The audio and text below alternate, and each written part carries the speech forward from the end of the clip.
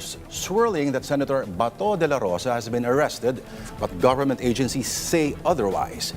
The DOJ, the NBI, and the PNP all chorus that they have not received any information. De la Rosa remains wanted by the ICC over alleged crimes against humanity in connection with the bloody drug war. And from an arrest rumor to a public spat between the NBI and a lawmaker, NBI Director Melvin Matibag warns Congressman Leandro Leviste that no one is above the law as the Bureau probes an alleged plot to frame Executive Secretary Ralph Recto. And Leviste fires back, questioning why Recto himself has not been summoned. And on to the Senate, where the confidential fund controversy rolls into trial day 12.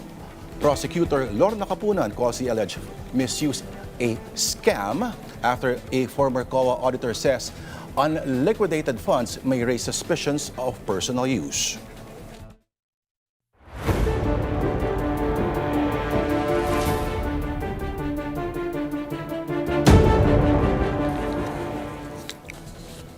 Good evening. You're watching Political Beat. I am Lourd De Veyra. Vice President Sara Duterte's confidential fund spending came under sharper scrutiny on day 12 of her impeachment trial. Former COA State Auditor Roderick Wamil flagged document gaps and alleged rule violations. And for the major developments from today's hearing, we have our mobile journalist assigned to the Senate, Marymon Reyes. All right, Marymon, anong mga irregularities this time ang nakita? Lourd is still basing doon sa Joint Circular 2015-01. Lumalabas pa rin sa naging testimonya ni former COA State Auditor Roderick Wamil na either kulang, walang documentary evidence or proof na pinapakita itong OVP maging yung DepEd patungkol sa kanilang paggasta ng kanya-kanyang confidential funds. According to Wamil, the OVP and the DepEd failed to submit documentary evidence supporting confidential fund payments for the first 2 quarters of 2023. He also added that both agencies reported reward payments without documents showing yung information provided by the informants that led to successful information gathering or surveillance. For the OVP, Wamil identified 82 million pesos in medical and food aid and 20 million pesos in incentives or travel-related expenses that he said were not authorized uses of confidential funds. Hindi siya pasok doon sa joint circular na sinasabi kung ano lang yung maaaring paggamitan ng confidential funds. There's also 27 million pesos in reward payments for the first 2 quarters that lack proof of successful intelligence or surveillance operations.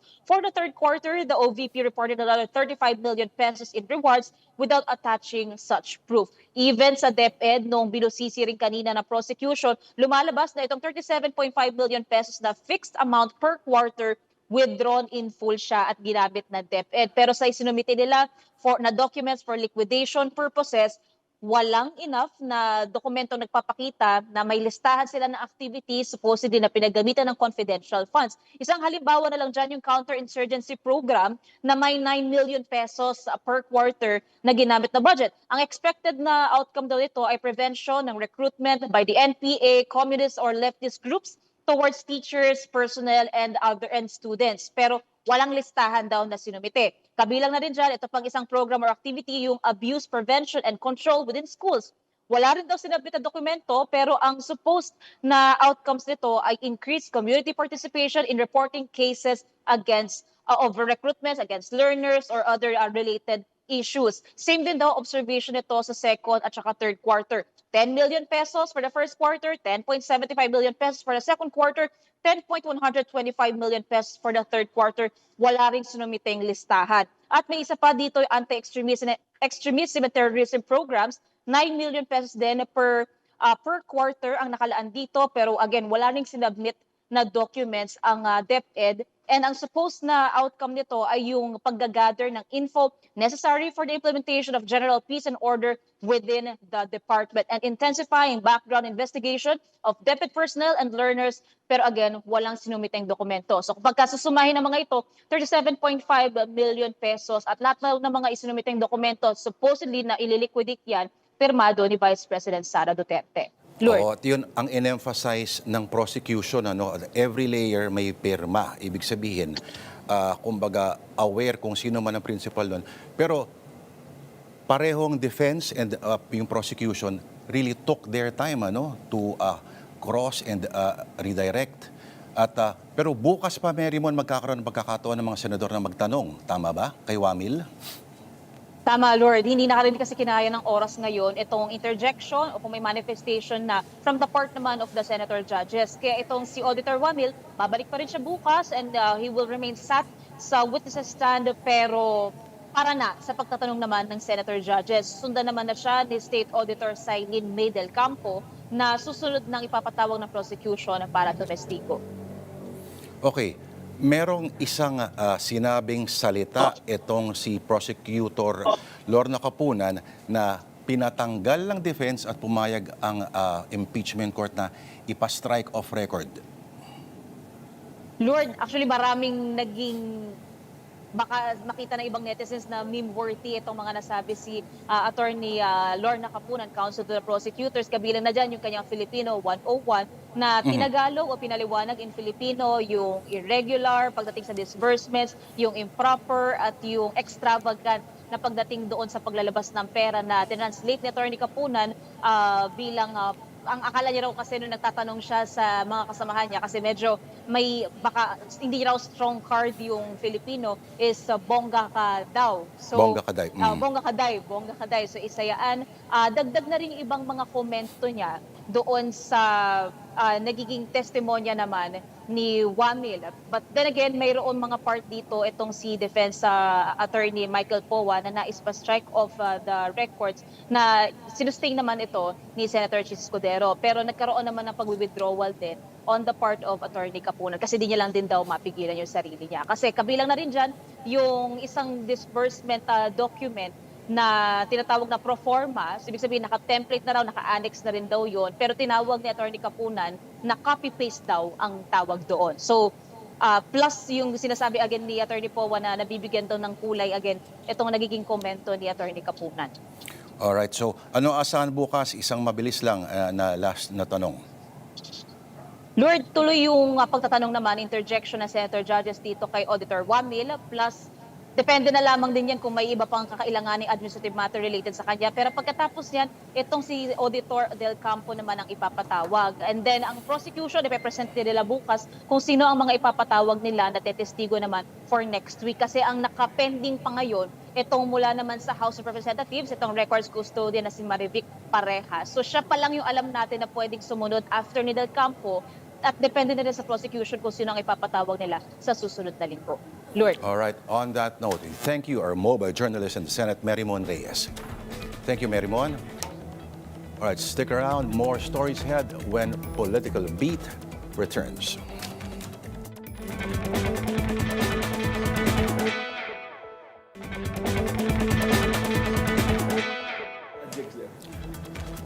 All right, Batangas Representative Leandro Lavisa and former Cabinet official Jacinto Paras are expected to appear before the National Bureau of Investigation this week.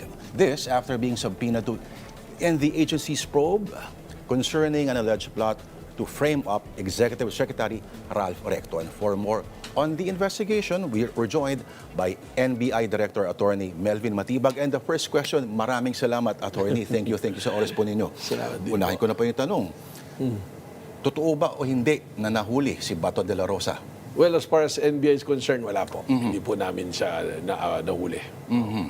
Pero sa tingin nyo, Attorney, paano po nagsimula bakit sumingaw itong usapan na ito?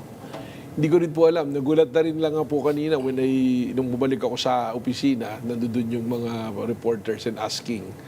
Pero, we're checking. Pero sa amin po, again, wala sa amin, but there's a continuing effort to locate him. And there's a ongoing surveillance po regularly. May mga leads na po ba tayo? We have, pero kailangan po namin talagang siguro, i-validate po. Okay. Ano ba mangyayari? Sabihin natin, kunyari, nakita nyo sa mamaya or bukas, pag na-aresto po siya, diretso ho ba siya sa aeroplano, parang yung si dating Pangulo? Ang sa amin po as the law enforcement, ang amin pong mandate is to arrest and turn over them to the Department of Justice. And the Department of Justice will be the one to decide on the next thing na gagawin po. I see. Sana this time wala lang mga mangyaring habulan sa mga hagdanan o kung ano man, para may konting. Sana po. Ang nangyari po ngayon hanapan. Hanapan? Opo. Okay. Kamo ninyo, attorney, no? Na-trace na rin itong mga nagbibigay ng threats sa Pangulo at kay Senator Risa Ontiveros. Tracing them to a single individual, kamo? Hindi po, there's actually, may individual po yung pong nag-attend kay Senator Risa. And when we made a follow-up po sa yung investigation, yung aming on-site na tinatawag, yung open source intel namin, nakita namin that there's a group chat na doon po pumapasok yung ibang mga threat. So, we're monitoring it and validating pa po namin yan. Pero sunod-sunod po, iba-iba po yung mga tinitreat within sa group po. Ito ho ba'y credible na threat sa tingin po ninyo? Or one of those wako? We cannot discount any threat. We will take it seriously from the law enforcement. Para lang po yan na bomb joke. Wag bomb joke ka. We have to follow up at tingnan po talaga namin. We cannot take the risk po na hindi namin po sundan yung lead po. Okay. Director Matibag, tawag dito. Yung, speaking of group chat, nung nilabas ho ba ni Batangas Representative Leandro Levisto yung mensahe mo sa kanya, nung may naramdaman ka bang parang kumililing sa damdamin mo at parang... Wala naman po, except that that is supposed to be a private conversation, na it's a conversation between the two of us. Pero ginawa po niya yun, that's his choice na gawin yun. On my end, wala naman pong repress sa akin because nung pinadala ko yung mensahe na yun, that is a sincere message at that time. That was August 2025. August 2025. Isang taon. 1 year po. Biruin mo, no? How things have changed. Wala sa isang iglap. Pero, tinawag kanyang mentor. Well, to a certain extent, totoo naman po yun. They made consultation sa akin, yung pagtakbo niya, politically. Siguro because yung experience po natin with yung mga political, and even the mother, tinutulungan po natin na sa mga laban niya. But the thing is, yung sinasabi kong no one is above the law, that is how it is. Yung mandate po natin as an NBI Director, kailangan po natin na gampanan to the letters and that spirit as well. Hindi po natin pwedeng talikuran yan. At ang maganda rin sa mensahe niya po na yan, at least sa kanya na po nanggaling at nakita na kahit kaibigan natin, kahit malalim yung mga naging pinagsamahan, pag dumating po sa punto na kailangan gampanan natin kung ano yung naaayon po sa mandato ng ating opisina, gagawin po natin. Ang hirit pa ay wala tayong magagawa, nauutusan lang yan si Attorney Matibag. Well, that is something that hindi natin dapat bigyan na ng pansin na credibility kasi kung ako tinuturing na mentor, parang hindi naman ako kilala. Na hindi tayo kailangang utusan kung andyan dyan po yung dapat gagawin po natin. Tsaka at what context na sasabihin po na inutusan. Meron po tayong nakita na dapat na imbestigahan, dapat po imbestigahan po natin. Kumaga parang sa ombudsman din daw kasi walang magagawa kasi nauutusan lang din daw yung ombudsman. Pero alam na po natin ang sagot po ninyo dyan. Okay, nagkumpirma ho ba si Congressman Levisto kung mag-a-appear siya personally sa inyo, sa NBI? Wala pa po siya pang pasabi. Kahapon po na isilbi yung sampina sa kanya, yung imbitasyon. Wala po siyang pasabi na kung dadalo siya. Pero ang sa akin, total, he projects himself na masunurin sa batas at maayos sa tao. Pag may dumating sa iyo na imbitasyon at yun naman ay mandato na nag-iimbita sa iyo, yung sampina na ganyan, maganda puntahan para magkapagbigay ng linaw. Okay, ito pong nangyaring entrapment sa isang hotel po, may mga nadagdag pa hubang mga ebidensya na maari pong direktang mag-ugnay sa kongresista doon sa alleged plot? May aligasyon sa kanila, akusasyon sa kanilang dalawa ni Kong Jing Paras, ay hindi naman totoo yung sinasabi, dapat papanagutin po natin. Hindi po natin dapat ito palagpasin. Ngayon, sa tanong po nyo kung ano na dagdag na ebidensya, sa ngayon po, ang hawak nating ebidensya, yun pong testimonya, sworn affidavit po nung based on the investigation, nitong atin pong tinatawag na talent manager, tsaka po yung babae na nagbigay din ng sariling salaysay. At yung text exchange po ni Congressman Jing Paras kay doon po sa tao, doon po sa tinatawag natin na talent manager. Tinatanong namin yung mga reporter namin kung ito bang talent manager na to, pag binanggit ang pangalan niya ay kilala na sa industriya. Mukhang kilala po. mga kilala dahil katunayan kahapon ginamit pa nga po yung pangalan ng isang parang production outfit siya na kilala na may platform din po ngayon sa social media na allegedly may pinapadala na malaking halaga, nagkunyari pa na abogado doon sa tao na to, itong talent manager. When noon na-check namin, hindi naman pala totoong may nagpapadala at hindi rin totoong abogado yung nagpapadala. So, ibig sabihin, there are persons already interested dito sa tao na to. Kaya lalong dapat nating bigyan linaw. At sana tulungan po tayo ni Congressman Libiste na liwanagin itong usapin na ito. Yung paglilinaw lang po, attorney, yung una kamo na sinusurveillance na ng NBI itong taong to, primarily for human trafficking talaga. So, kumbaga, aksidente na lang na lumabas yung plot. That's correct. Tama po. Ilagay po natin sa tamang konteksto. Kasi nagkaroon ng parang mix-up na sinasabi na yung 5 babae ipapain dapat kay Executive Secretary. Grabe naman, 5 talaga agad. Pero hindi po ganun. Ang nangyari po dito, itong talent manager is already on the radar po na minamanmanan po ng NCR namin, ng STG. So nung minamanmanan siya, STG, sorry? Special Task Force Group po yan ng NBI, parang nagmo-monitor po ng ganyan. Dahil there are reports ng human trafficking na ginagawa nitong taong ito, nagpo-provide ng mga babae at lalaki sa mga kanilang nakukuha na kliyente na tinatawag. So nung nakapagkasa po ng entrapment operation sa isang hotel nga dyan sa Manila po, at natanggap na yung pera, naka-body-worn camera naman po lahat ng ahente namin, nung hinuli na siya para i-book na, imbestigahan for human trafficking, gagawin po ng proseso, nagsalita sila bigla na kung may kinalaman ba ito sa gagawin plano nila, kay Senator Alfredo pa yung sabi. So actually, yung babae nga po, there is a interview na nagpapasalamat siya kasi parang naiipit siya nun sa gustong ipagawa nito ni Congressman Jing para sa kanila na character assassination. Yung po yung term na ginamit po. Napaka 1970s, 80s espionage na spy plot. Yeah, tama po. 1950s. Kung mababalikan mo, Boss Lord, yung compromat. Compromat mismo. Yeah, di ba po sa Compromising KGB? materials. Compromising materials sa KGB.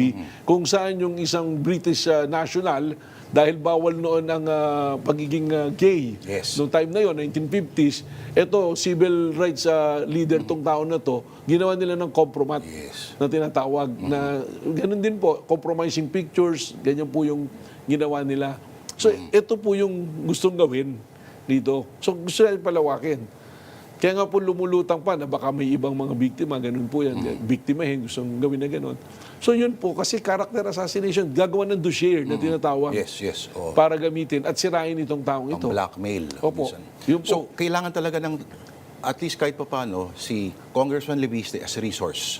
Opo. Parang paglilinaw. Hindi ito Hindi po siya, interrogasyon. well, unang-una, at I will say it in your show rin po, na hindi ko sinasabi na sila ay akusado. Sila po, kahit sino po dyan, even po yung nahuli na natin for human trafficking, they are presumed to be innocent until proven guilty. Ibig sabihin po, kailangan may malinanag na ebidensya na inilalatag. So lalong-lalo na po si Congressman Libiste. Kasi kaya naman siya nabanggit at siya pinapatawag dahil binanggit siya ni Congressman Jing Paras ayon po doon sa dalawang testimonya. Kay Congressman Jing Paras naman, malinaw naman na po, may dalawa na tayong testigo na nagsasabi na itong taong ito, kausap namin, at may mga kasamang abogado na pumasok ang pangalan po ni Congressman Libiste na siya ang magpipinance, magbabayad. Malaking halaga po eh. Tawag po dito.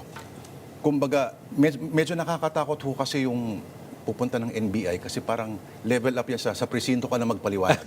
Parang times 10 po noon eh. Well, that's why, Lord, nililiwanag ko palagi sa lahat po. Pag pinatawag po kayo ng NBI, hindi nangangahulugang akusado kayo. Correct. Maaring kayo po tumutulong sa ginagawa naming investigasyon. Resource. At nagbibigay linaw. Case build-up, Yan. fact-finding, doon po tayo. So, ganun po yung gusto nating mangyari rito. At alam naman po yan ni Congressman Jing Paras at ni Congressman Libiste. Ang Kongreso po ang nagbigay ng mandato na ito sa NBI.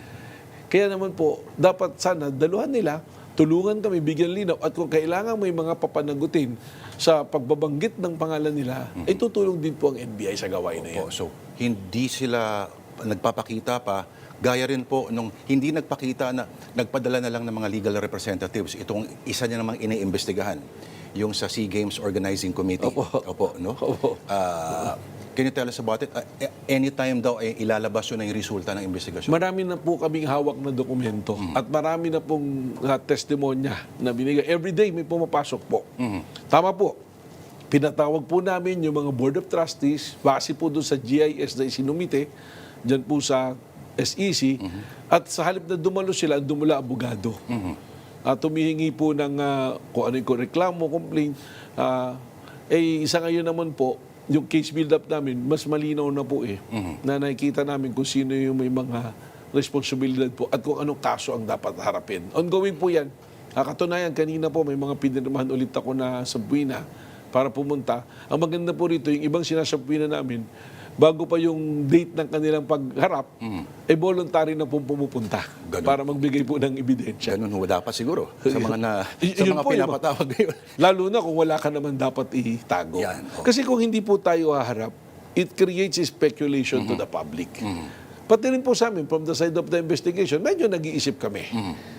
Mahirap naman po kasi, Sir Lord, na yung iyong denial o yung pagtatanggol sa sarili mo, sa social media mo lamang sasabihin. Mas maganda po, sinabi naman po nila sa tamang proseso, sa tamang panahon, sasagutin.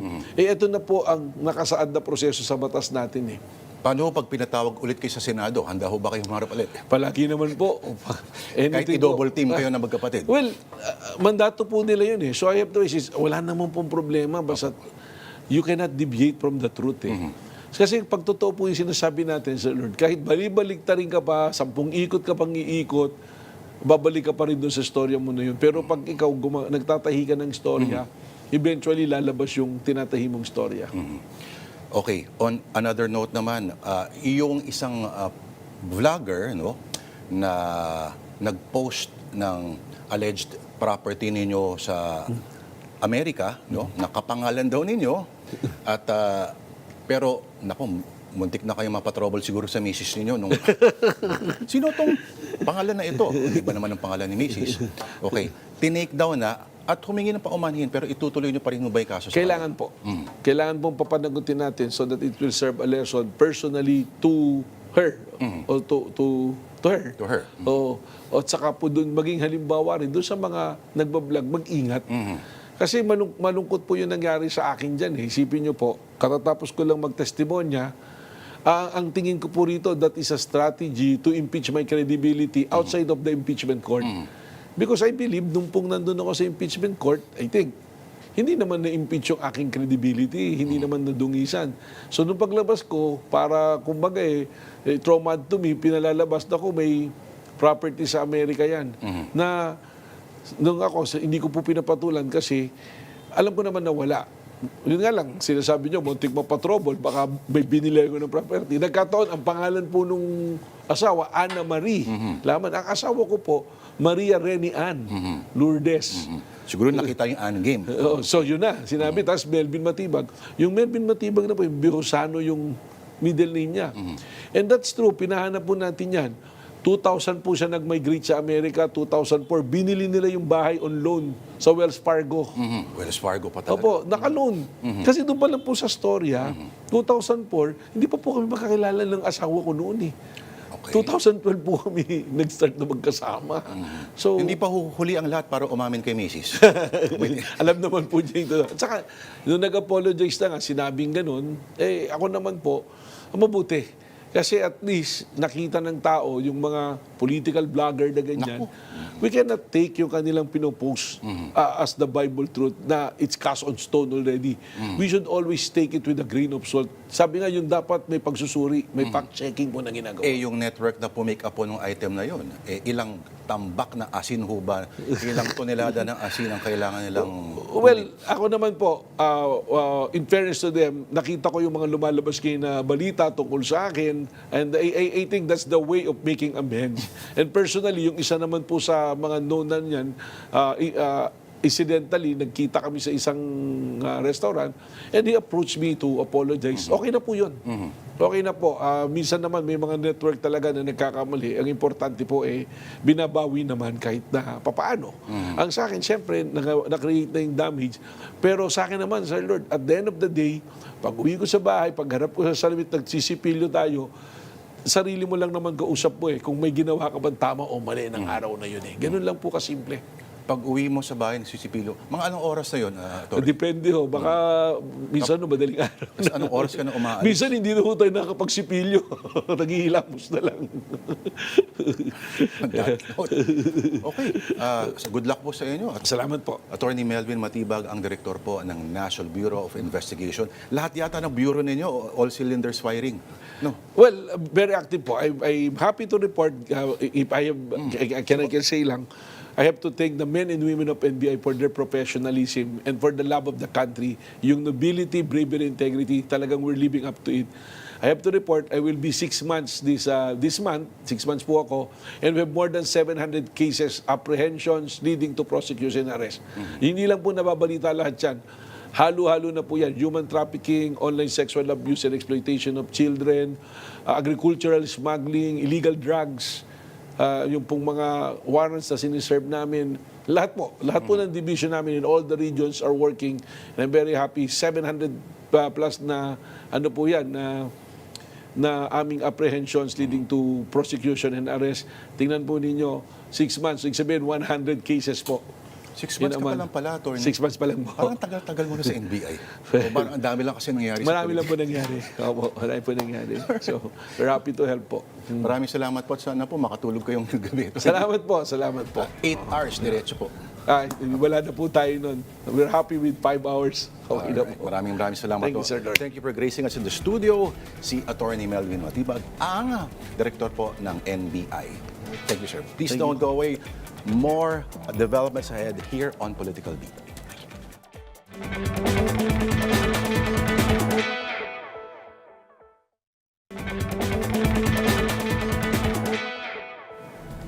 And you are still watching Political Beat. The race is on to represent Cavite's 4th District with 5 candidates vying for the congressional seat in the August 29 special elections. Joining us now is former Dasmariñas Vice Mayor and congressional aspirant Rex Manggubat. Thank you, sir, for visiting us in the studio. Maraming salamat, Lord. I really so honored to be here. All right. Mag-hello tayo kay Alan Herman. Siguro naiipit sa traffic ngayon si Alan Herman. Okay. VM Rex, as they call you, no? All right. Ang first question siguro, you've spent many years as Vice Mayor. Yes. Bakit Congress ang next logical step po para sa inyo? Because the whole of my political career has been in the legislation. I started out in 2004 as a councilor. I came in number 1. And then I transferred to the provincial board member. And I came back 2016 as the Vice Mayor of Dasmariñas, Cavite. And it's all legislation. So I feel that I can contribute a lot to our city nung pagka nasa Congress ako. Because that has been my experience. Okay, you've worked alongside the Barzagas for years, Yes. ano? Dalawang magkakambal na tanong. Okay, una, may mga botante na naniniwala that you're offering something that may not be different entirely from that family, no? Yes. Parang another version lang kayo posible nung establishmento, no? At pero at the same time, may mga kumekosyon din sa parang how disloyal naman, parang ganon, parang siguro iba ang tingin ay parang the lack of gratefulness on your part. Yes po. I have always believed sa advokasya ni Congressman PD. I was with him since 2004 as he was my mayor. And nakita ko yung kanyang advocacy. Nakita ko yung views niya. Nakita ko yung wish niya na ang Dasmariñas ay maging napakagandang lungsod. Bayan pa noon. And I always believed in his advocacy. Kaya sabi ko, sayang naman yung inumpisan niya. Ako naman, I have been with them for 21 years. Nakita ko lahat. And I was always there for them by supporting them in all their efforts to make Dasmariñas a very beautiful place.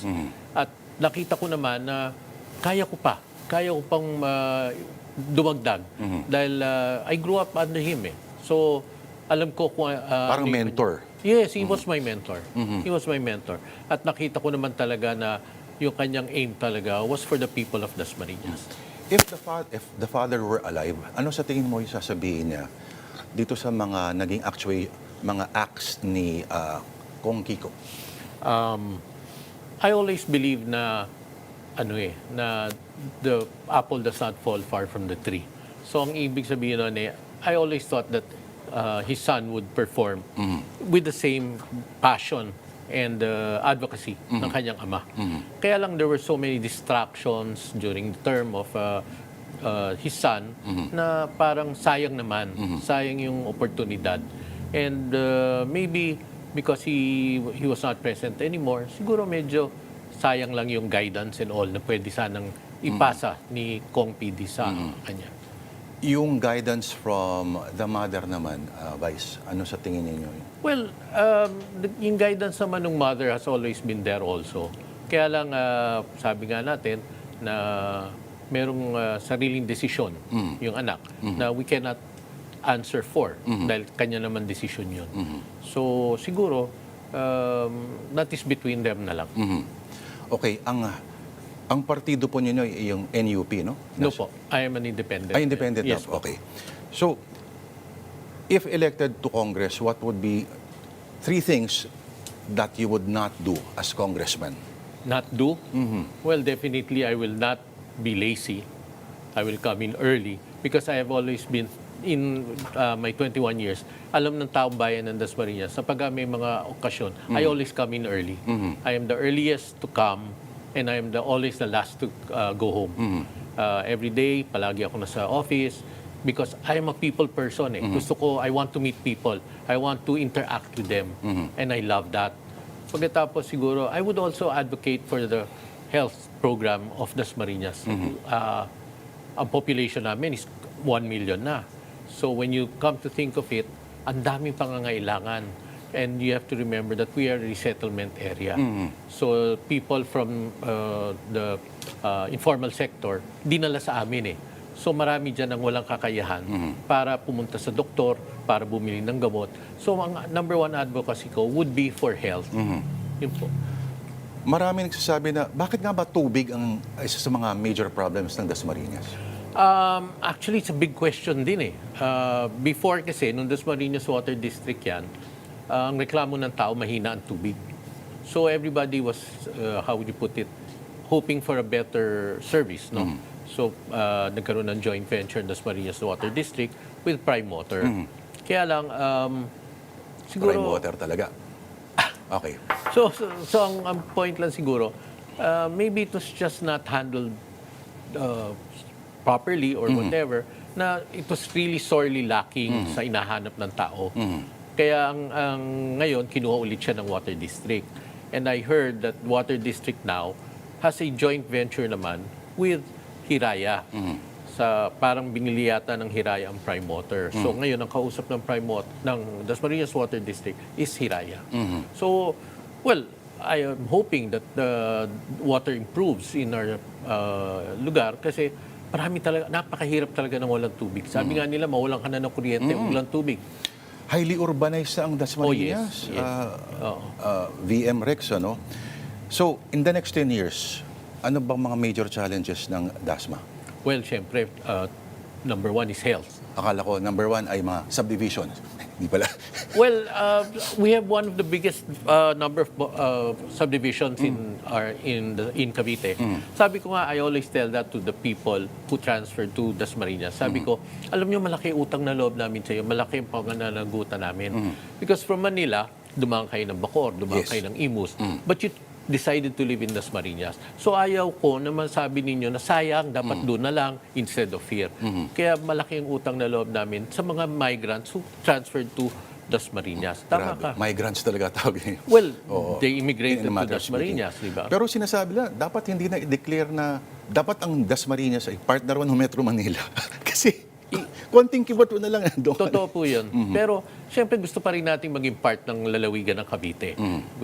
Kasi parang Rizal yan. Naghiwa-hiwalay na yung mga dati nilang towns na naging independent na, di ba?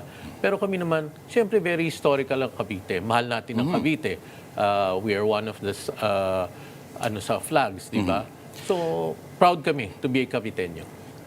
Traffic, baha, housing, trabaho.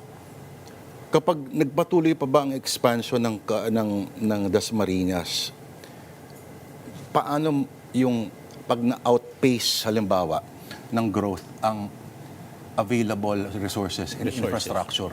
Yes. Alam nyo, ang number one asset ng Dasmariñas, tao eh. We have the largest population and they all come from Aparito, Holo. Lahat ng kultura na sa amin. Bisaya, Ilonggo, Ilocano, Muslim, lahat. We have 2 Muslim villages in 2 barangays na Muslim in Dasmariñas.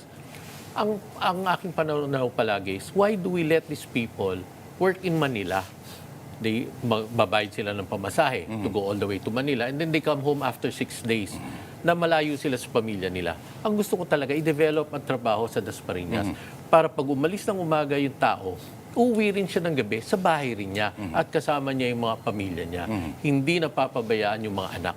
Kasi kalimitan naman na pagka napapabayaan ng mga kabataan, medyo pumapasok sa bisyo, lalong nagiging sakit ng ulo ng society. In theory, ganyan dapat ang lahat daw ng mga syudad. Na Well, yes. Hindi na lang kailangan lumabas ng borders. Yes. Thereby, isang solusyon yun para ma-minimize yung movement. Therefore, it frees up the roads. Ano? Yes. Okay. Ngayon, Vice, itong mga concerns na to, hindi ba these are concerns much suited for a governor or a mayor? Well, kasi ang governor at saka mayor, executive yan eh. Kaya nga. They're the ones who enact the laws that the sanggunian or Congress makes, di ba? It goes hand in hand eh. Pagka wala yung batas, walang actionan yung executive. Okay. May matinding debate pa rin sa political dynasties. Yes. Pero bago tayo pumunta dyan, okay, may malaking issue ngayon at dinideny ng COMELEC na ang local government kasi ay nag-donate ng ilang milyon po yun? 50. 50 million pesos lang naman. Yes po. Okay, at sinasabi na, hindi raw yun bribe, hindi raw suhol. Pero there's something, do you find something improper in that? I would rely on the resolution that the Sangguniang Panlungsod made. It states there in the whereas clauses na the COMELEC wrote the city of Dasmariñas June 24, 2026 asking for assistance regarding the special elections. It just says assistance. Walang specific. Ang bait naman ng namigay. Well, sa kalooban nila. Well, siguro the question should really be answered by them. Kasi the next paragraph says that the mayor seeks a resolution from the Sanggunian for financial assistance of 50 million for the special elections. Ang problema rito, yung mayor ay tatakbo din. Yes. So, may tawag ho ron, di ba? Parang may conflict of interest. Well, putting it slightly... Or baka naman talagang out of the goodness of their own hearts lamang ito. Well, Vice Mayor. like I said, pinakamagandang magpaliwanag dyan siguro ay sila. Because I was never part of it. Ang akin was...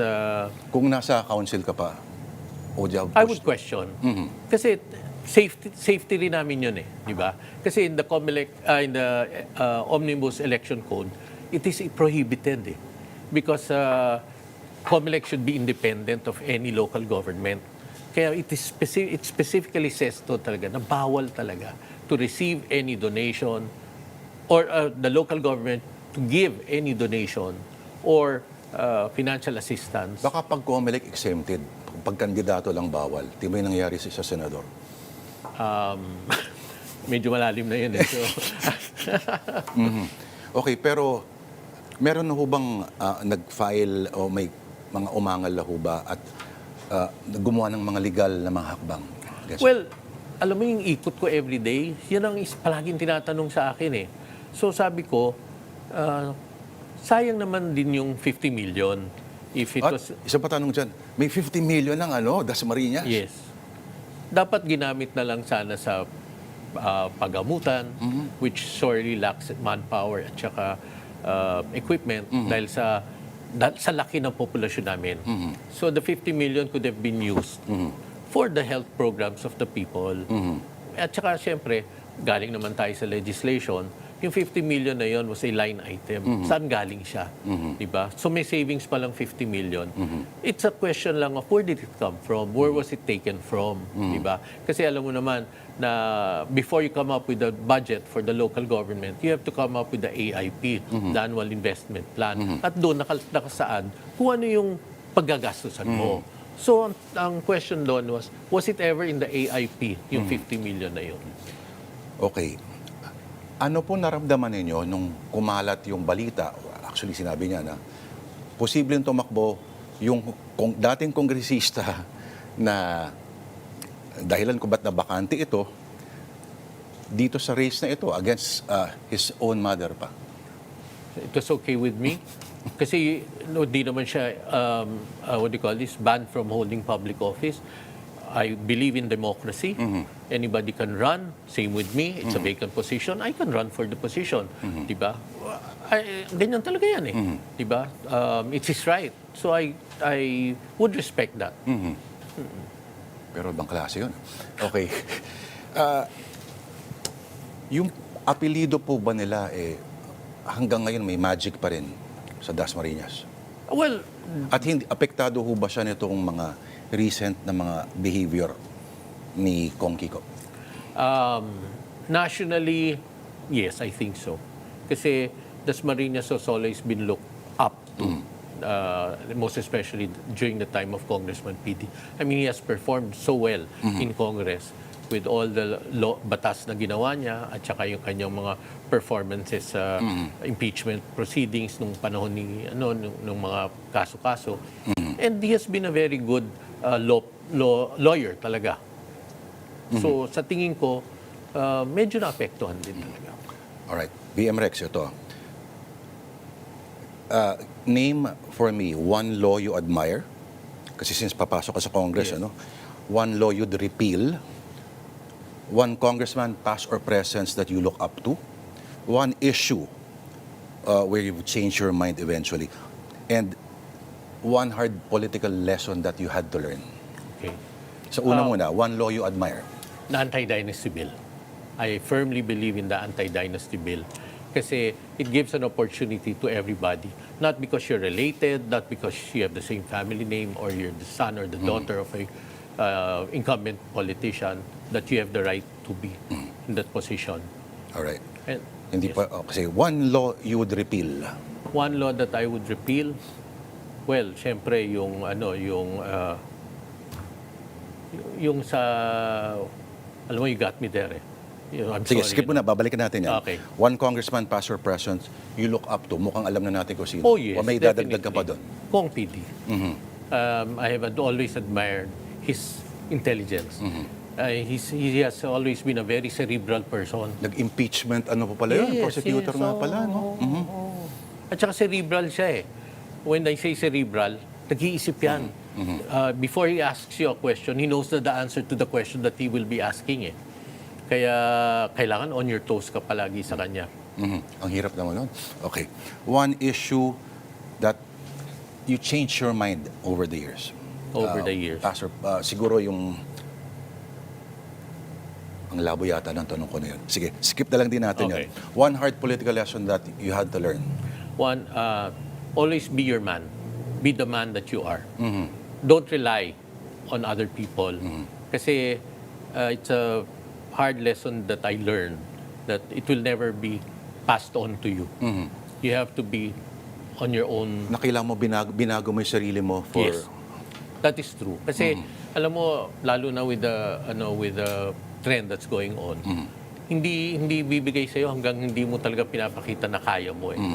So, yung loyalty and all, di ba? Okay. If a Dasmariñas voter would tell you that, I've heard campaign promises every elections for decades, why should they believe you, what would you say in 1 minute without mentioning your resume or criticizing your opponents? I have always been an advocate of transparency.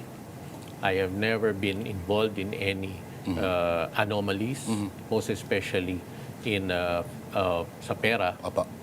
Malaking bagay yun eh. To be very frank, I have held even though I was not a party mate of the then governor, binigay niya sa akin yung chairmanship on finance, budget, and appropriations. And I was not a party mate of his. Actually, the very first time he gave it to me, he was offering it to me, I refused. Sabi niya, bakit? Sabi ko, I did not vote for you eh. Sabi ko, no, sabi niya, I'm giving it to you because you told me the truth. So, yun. Mahirap ipaliwanag ang kasinungalingan eh. Paiba-iba yan eh. Always tell the truth, it's easier to remember. It's easier. And yung isang kwento ka lang. Di ba? Ang katotohanan, mas madaling idepensa kasi isang kwento ka lang eh. Di ba? Alright. So good luck sa August 29. Oy, thank you very much. Alright. Former Dasmariñas City Vice Mayor and congressional aspirant. First time ba? Yes. Rex Mangubat. Thank you, sir. Can I add something? Yes, please? sir. Okay. I would like to remind the people of Dasmariñas that the elections will be on August 29. It's a Saturday, it's a long weekend, and I do hope that you come out because it's a manual. Manual siya eh. Hindi siya electronic voting. So manual yan. And the polling precincts will open at 7 and will close at 3. So I strongly urge everybody in Dasmariñas to come out and vote. Alright. Thank you. Maraming salamat. Maraming salamat. VM Rex Mangubat. Alright. Thank you, sir. Okay.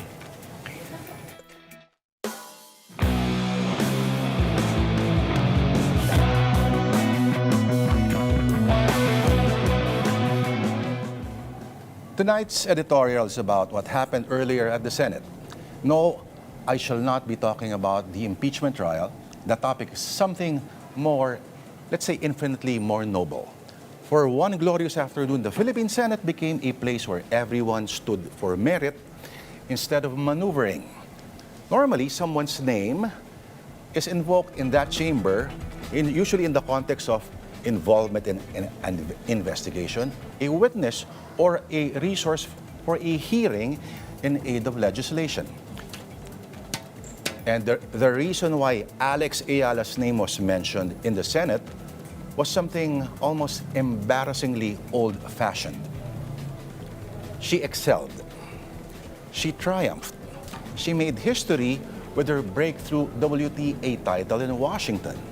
11 senators filed resolutions, all with one overwhelming intention: to congratulate her, to praise her. And for one rare moment, virtually all of the Senate was united when the presiding officer of the impeachment and later the Senate President made their congratulations. Not one senator stood up to object. See, victory has 1,000 ninongs. In a country exhausted and torn asunder by partisan applause, Eala reminded us what applause sounds like when it is unanimous and unabated by trolls. That is the brutally simple arithmetic of sport. You either win the point or you don't. Tennis does not care about dynasties, supporting documents and verified signatures. The service line cannot be lobbied. The net cannot be convinced. There are no amendments to gravity, no motions to suspend, unforced errors, and every ranking is earned in public against equally determined opponents. So, for a brief moment, the Senate might have been borrowing credibility from a 21-year-old armed not with receipts or audit memoranda, but with a tennis racket. If only more of our public institutions understood what Eala already does. Respect is not conferred by a title, not even by 26.6 million votes.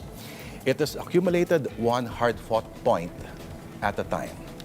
Now, here's hoping that she does not deface her reputation in the future, for instance, by running for senator. But for now, let us allow our senators to savor unity, even for a brief moment. After all, as in politics, as in tennis, all you need is love. Get it? Love. And that's been the word of the Lord for tonight and the political beat this Tuesday, 4th of August. I'm Lourd De Veyra. Enjoy the rest of the evening.